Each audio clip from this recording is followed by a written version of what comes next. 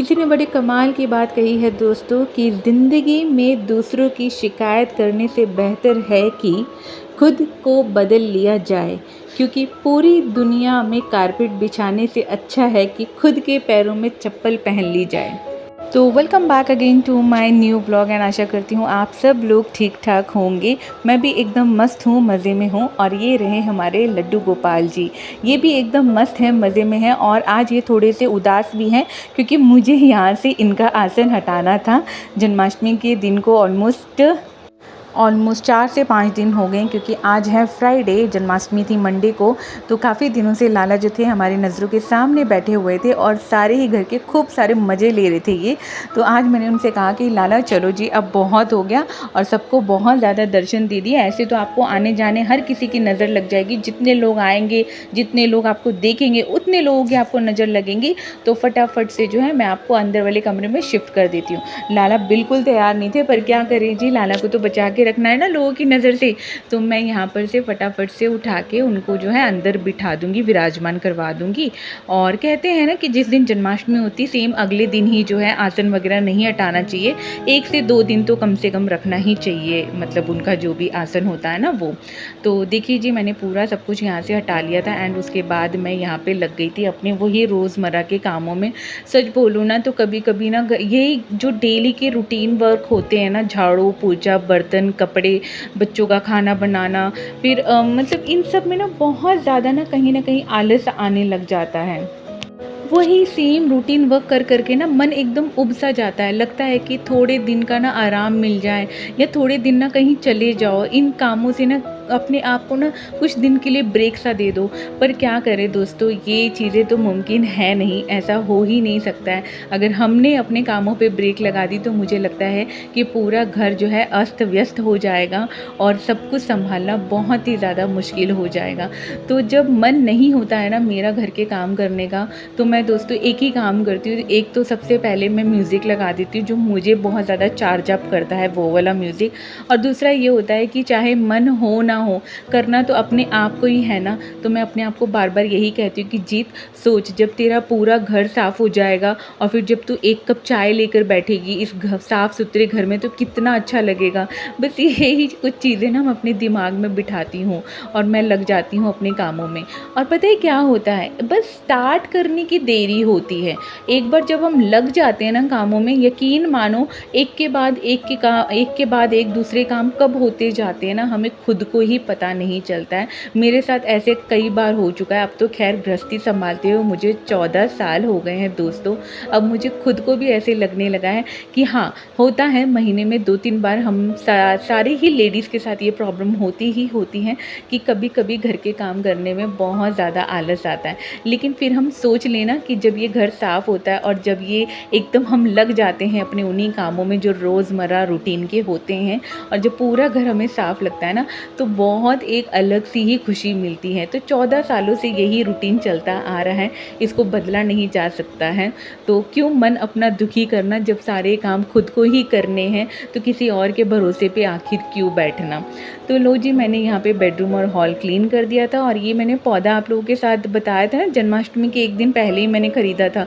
तो उसमें ना बहुत ही प्यारा एक गुलाब का ना फूल खिला हुआ है, और इस वाले पौधे में अभी कोई फूल नहीं आया है। मैं वेट करती रहती हूँ कि कब मेरे पौधे में फूल खिलेंगे। मुझे बहुत अच्छे लगते हैं जब पौधों में फूल खिलते हैं तब। और अभी देखिए मैंने यहाँ पे क्लीन किया था ये वाला रूम, और फिर ना मेरे बालों में ना थोड़ी सी टेंगल्स हो रही थी, तो मैंने बैठे-बैठे इसे भी सुलझा दिया था। और थोड़ा सा पानी भी मैंने यहाँ पे पी लिया था। तो बॉटल मैंने यहीं पे रख दी थी, उसे भी रख दूँगी अपनी जगह पे। सुबह-सुबह का रूटीन ऐसे ही होता है कि जब एक बार जो है घर ऊपर से ऑर्गेनाइज़ हो जाता है ना, तो फिर ज़्यादा टाइम नहीं लगता है। और आज खाने में बनी थी तड़के वाली दाल, बिना प्याज़ वाली दाल है। हम प्याज़ लहसुन नहीं खाते, आप लोगों को पता है। सिंपल टमाटो और अदरक वगैरह डाल के, धनिया पत्ते वगैरह डाल के, मसाले वगैरह जो होते हैं ना, वो डाल के मैंने दाल बनाई थी। तो उसके बाद ना मैं आ गई थी यहाँ पे किचन की। मुझे बहुत अच्छे से क्लीनिंग करनी थी, क्योंकि ना क्या हुआ, जन्माष्टमी के पहले थी रक्षाबंधन, तो तब भी बहुत ज़्यादा ऑयली फूड बना था, पकौड़े वगैरह, पूड़ी वगैरह। मैंने आप लोगों के साथ शेयर किया ही था वो वाला व्लॉग, उसमें भी आप लोगों ने देखा था ना कितना तलने भूलने वाला सामान बना था। काफ़ी ज़्यादा ऑयली स्टफ़ हो गया था एंड जन्माष्टमी वाले दिन भी ना ऐसा ही कुछ हाल था दोस्तों, बहुत ज़्यादा मतलब पूड़ी वगैरह और फिर पकौड़ी वगैरह बहुत ज़्यादा बनी थी। तो जिसकी वजह से क्या होता है पता है, मेरा जो टाइल्स है ना उस एरिया पे बहुत ज़्यादा ऑयल जो है वो स्टिक हो जाता है, क्योंकि मेरे किचन में ना वो चिमनी नहीं है। अगर जैसे चिमनी वगैरह होती है ना तो ये थोड़ी सी प्रॉब्लम जो है जिससे हमें राहत मिल जाती है। अदरवाइज़ क्या होता है कि ये चीज़ें ना आपके किचन के वॉल पे, कैबिनेट पे ये सब ना ऑयल स्टिक होने लगता है, जिसकी वजह से ना डस्ट बहुत जल्दी जो है अट्रैक्ट होता है आपके किचन में। तो मैं नहीं चाहती थी कि मेरे किचन में ज़रा सा भी डस्ट अट्रैक्ट हो, क्योंकि प्रॉब्लम आप लोगों को अच्छे से पता है कि मेरा लिविंग रूम एकदम मेरे किचन के सामने है। तो जो भी बैठेगा ना वो सबसे पहले किचन में नज़र मारेगा, तो बिल्कुल अच्छा नहीं लगता ना। होता है ना कि घर की किचन से पता चल जाता है कि आप कितने साफ़ सुथरे हो और आपका खाना जो है कितने साफ़ तरीके ढंग से बनता है। यदि आपका किचन साफ़ सुथरा है यानी कि आपका घर भी उतना ही साफ़ सुथरा है, ऐसा मेरा मानना है। तो मैं हमेशा अपने किचन को जो है नीट एंड क्लीन करके रखती हूँ। यहाँ ना विम लिक्विड मेरा ख़त्म हो गया था, तो मैंने उसे दूसरे कंटेनर में ट्रांसफ़र कर दिया था जो मैं फ्रिक्वेंटली यूज़ करती हूँ। और जो ये वाला कंटेनर है ना, इसमें ना मैंने थोड़ा सा पानी डाल के रख दिया, तो अभी मैं बर्तन वगैरह धुल लूँगी तो 2 से 3 बार मतलब आराम से, मेरे 2 से 3 तो बहुत कम बोल रही हूँ, आई थिंक सो 4-5 बार मेरा जो है इस लिक्विड से काम चल जाएगा, क्योंकि इतने बर्तन नहीं होते हैं। वो कभी कभार होता है कि मेरे घर पे बहुत ज़्यादा बर्तन इकट्ठा हो जाते हैं, अदरवाइज़ तो थोड़े बहुत ही होते हैं। सामने की वॉल मैंने अच्छे से क्लीन कर ली थी, अब बारी थी इस साइड की वॉल को क्लीन करने की। इस साइड वाली वॉल में इतना मेजर इशू नहीं होता है मुझे, क्योंकि यहाँ पर कुछ ऐसा गैस बर्नर मेरा नहीं रखा हुआ है, तो इतना ज़्यादा गंदा नहीं होता है। बट रहता है ना कि चलो इस एरिया को साफ़ किया है तो उधर का भी कर दो। मेन प्रॉब्लम आती है इस वाले कैबिनेट में, क्योंकि जो भी खाना बनता है ना उसका स्टीम जो है ना सीधे ऐसे ऊपर की तरफ जाता है, तो ऑयल जो है ना यहाँ बहुत ज़्यादा इकट्ठा हो जाता है, और जहाँ चिपचिपाहट आती है ना वहाँ आपने देखा होगा कि छोटे छोटे डस्ट पार्टिकल जो है ना वो बहुत ज़्यादा अट्रैक्ट करते हैं। क्या हुआ अगर चीज़ों की थोड़ी सी कमी है, फैसिलिटीज़ थोड़ी हमारे पास कम है, थोड़ी सी मेहनती तो लगती है घर को साफ़ करने में, लेकिन जब एक बार घर साफ़ सुथरा हो जाता ना तो बहुत सुकून मिलता है। मैंने आजमाया हुआ है, मुझे ऐसा खुद को भी अनुभव है कि हाँ भाई एक बार लगने की देर है, फिर काम कब ख़त्म होते हैं बिल्कुल पता नहीं चलता है। अंदर वाले कमरे में मेरा पूरा झाड़ू वगैरह अच्छे से लग गया था। अब मैं सीधे आ गई थी अपने हॉल में। मेजर टाइम तो बस ऑर्गेनाइजेशन में ही जाता है, ऐसा मेरा मानना है कि जब आपका ऊपर से घर एक बार ऑर्गेनाइज हो जाता ना तो फिर तो सिर्फ आप लोगों का जो है झाड़ू और पोछा ही रह जाता है, जिसमें आई डोंट थिंक सो कि ज़्यादा टाइम लगता है, क्योंकि एक बार ऊपर ऊपर से ऑर्गेनाइज हो गया तो झाड़ू पोछा तो बस मेरे ख्याल से 15-20 मिनट का काम होता है, वो भी यदि आपका घर छोटा है तो। अगर आप भाग्यशाली हैं, आपका घर काफ़ी बड़ा है, तो 15-20 मिनट की जगह आप आधा 1 घंटा मान लीजिए, पौना घंटा मान लीजिए, जितनी आपकी स्पीड है उसके अकॉर्डिंग। हर किसी की बॉडी की स्पीड अलग अलग होती है, कोई लोग बहुत तेज़ी में काम कर लेते हैं और कोई लोग उसी काम को करने में बहुत धीरे धीरे वक्त लगाते हैं। तो मेरा ऐसा है कि मैं बहुत स्पीड में काम करना प्रीफर करती हूँ, मुझे स्लो काम करना बिल्कुल पसंद नहीं है। मुझे ऐसा लगता है कि एक बार लग गई हूँ ना तो बस अब सारा काम ख़त्म करके ही जो है मैं फ्री हो जाऊँ। और यहाँ पर झाड़ू वगैरह लग गया था, उसके बाद मैं आ गई थी किचन में अपने बर्तन वगैरह क्लीन करने के लिए। यहाँ पर जो है ना मुझे थोड़ा सा केयरफुल रहना पड़ रहा था, क्योंकि मेरी ना मशीन भी साइड बाय साइड चल रही थी। तो ये जो वायर देख रही हो ना ब्लू कलर का, ये उसी मशीन का ही वायर है। एक्चुअली मशीन को कनेक्ट करने के लिए और कहीं वायर मेरे पास अवेलेबल नहीं है, तो ये जो वायर है ना मेरे किचन के पास एक प्लग है, उसी से ही मैं अटैच करके इसको चलाती हूँ मशीन को। तो खैर किराए का घर है, कितनी चीज़ें हम अपने अकॉर्डिंग कर सकते हैं, है ना। सारी चीज़ें हमारे अकॉर्डिंग नहीं होती है, कुछ चीज़ें हमें एडजस्ट भी करनी पड़ती हैं। और फिर ज़िंदगी का नाम भी तो एडजस्ट करना ही है ना, जितना आप एडजस्ट करते हो उतनी ही आप जो है नई नई चीज़ों को सीखते हो, नई नई चीज़ों में मतलब बढ़ोतरी करते हो कि हाँ ये चीज़ इस तरीके से की जाए, इस तरीके से की जाए। हमेशा ना सब कुछ नहीं मिलता है आपको, किसी ना किसी चीज़ की कमी जो है ज़िंदगी में ज़रूर रह जाती है। और शायद कहते हैं ना कि भगवान सब कुछ आपको नहीं देते हैं इसीलिए, ताकि आप इसी बहाने से उनको याद तो करते रहो। और जी बात हो रही थी यहाँ पे किचन क्लीनिंग की, तो देखिए फटाफट से मैंने अपना सिंक एरिया भी जो है पूरा अच्छे से यहाँ पे बढ़िया से क्लीन कर लिया था, क्योंकि जब तक मैं इसे क्लीन नहीं करूँगी ना मुझे बिल्कुल संतुष्टि नहीं मिलती है।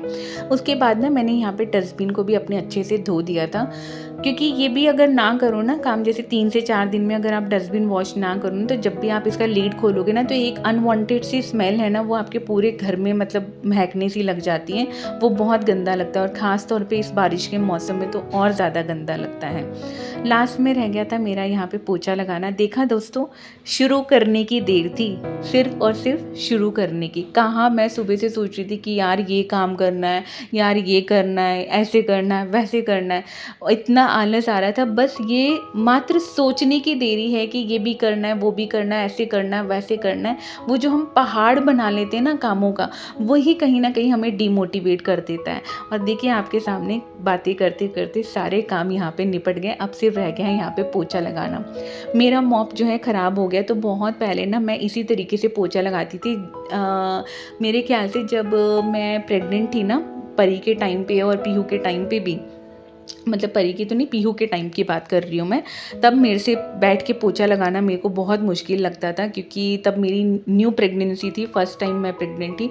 तो फिर लगता है ना कि बहुत चीज़ें संभाल के करनी होती है, एकदम से मतलब उठना नहीं, बैठना नहीं। तो मैं ना इसी तरीके से वाइपर में लगा के पोछा यूज़ करती थी। उस समय पे 2012 की बात है, आई डोंट नो तब मैजिक मॉप हुआ भी करते थे या नहीं, और मुझे इतना ध्यान भी नहीं है, खैर। और इसी से मैंने इसी तरीके से आज पोछा लगाया, और बहुत अच्छा लगा मुझे इस तरीके से पोछा लगा के आज।